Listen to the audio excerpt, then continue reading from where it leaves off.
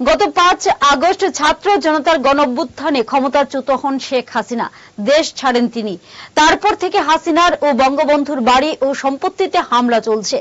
এবার শেখ হাসিনা তার ছেলে জয়, মেয়ে পুতুল ও বোন রেহানার সম্পত্তি বাজেয়াপ্ত করার নির্দেশ দিয়েছে আদালত।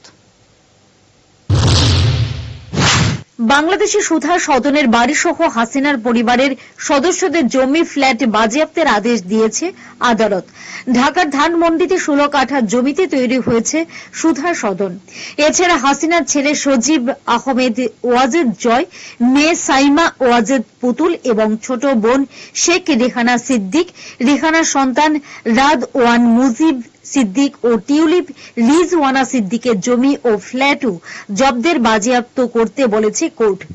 এইসব সম্পত্তির মূল্য 8,85,25,320 টাকা।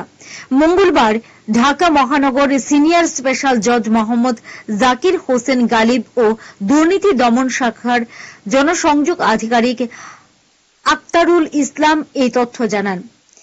ওইসব সম্পত্তির মধ্যে রয়েছে টিউলিপ সিদ্দিকীর নামে গুলশানের ফ্ল্যাট, যার বাজার মূল্য 43,24,920 টাকা।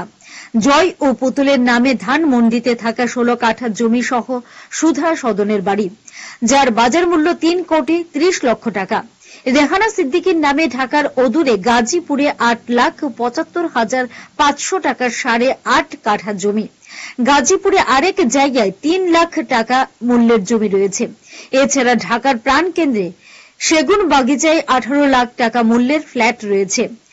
রাদ ওয়ান মুজিব সিদ্দিকের নামে গুলশানে থাকা 6টি ফ্ল্যাট বাজেয়াপ্ত করা হয়েছে বলে খবর, যার বাজার মূল্য 4,82,10,000 টাকা। আবেদনে বলা হয়েছে, বিভিন্ন মামলায় শেখ হাসিনার ছেলে সজীব আহমেদ ওয়াজেদ জয়, মেয়ে সাইমা ওয়াজেদ পুতুল, ছোট বোন রেহানা সিদ্দিক, রেহানার সন্তান রাদ ওয়ান মুজিব সিদ্দিক ও টিউলিপ রিজওয়ানা সিদ্দিক স্থাবর সম্পত্তি অন্যত্র হস্তান্তর করার চেষ্টা করেছেন।